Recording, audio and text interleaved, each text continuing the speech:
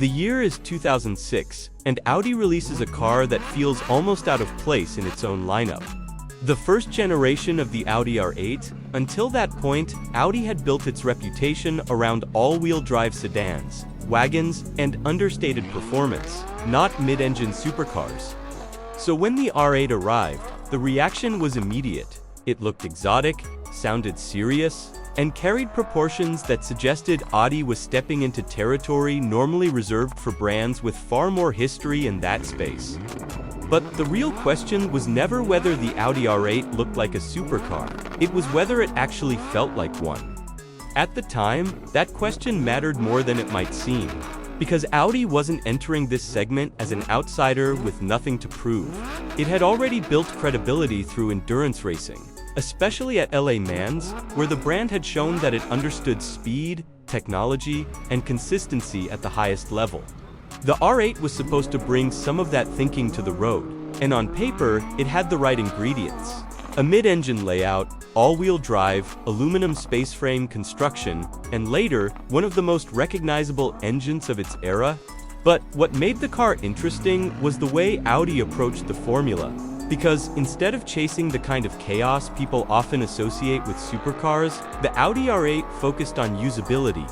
Early models came with a 4.2-liter naturally aspirated V8 producing around 420 horsepower. Paired with either a gated 6-speed manual or the Artronic automated manual, later came the 5.2-liter V10, an engine that changed how people saw the car almost instantly.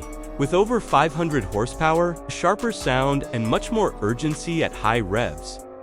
The V10 gave the Audi R8 the kind of drama some people felt the V8 only hinted at, but even then, the Audi R8 never became a car built around intimidation, and that's where the conversation around it really starts.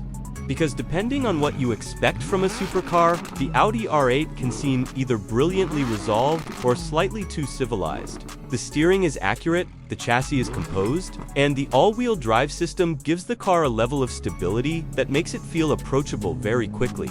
It builds confidence early. It doesn't constantly threaten you, and it doesn't demand the same level of compromise that other cars in the segment often do. For some drivers, that made it better. For others, that was exactly the problem. Because part of the supercar experience, at least traditionally, has always been friction. Heavy controls, limited visibility, strange ergonomics, harsh ride quality, and a sense that the car is asking something from you every second you're in it.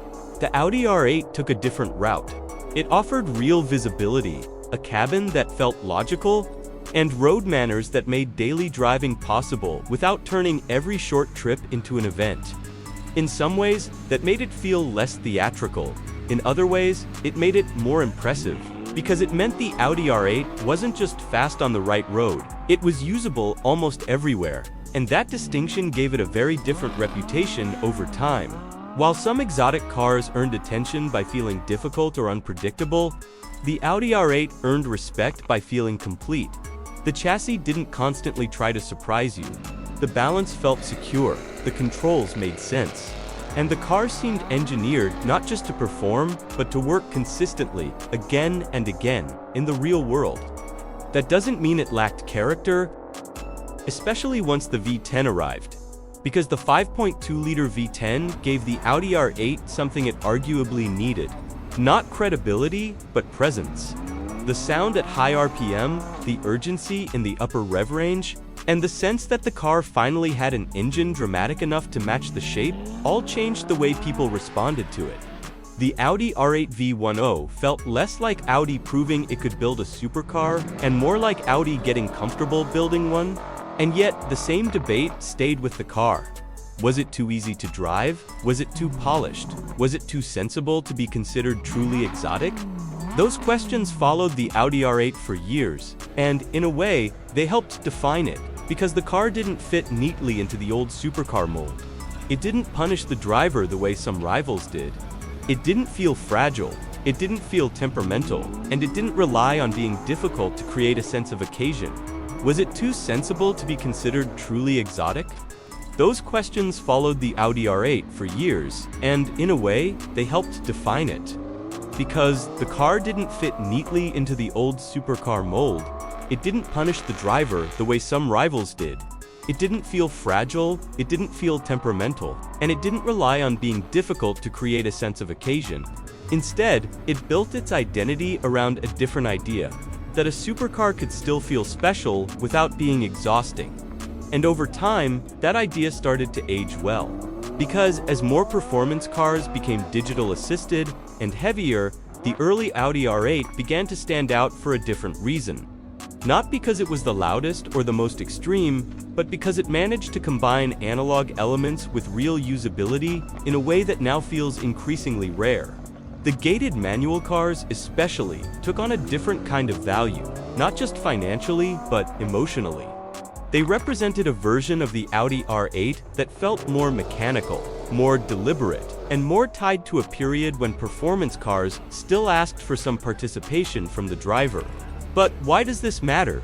Because the Audi R8 represents something unusual in the supercar world. It wasn't built to win through intimidation, and it didn't need to rely on tradition to justify itself. Instead, it succeeded by being coherent. The design matched the engineering. The performance matched the usability, and the whole car felt like it had been thought through from every angle rather than assembled around one headline feature.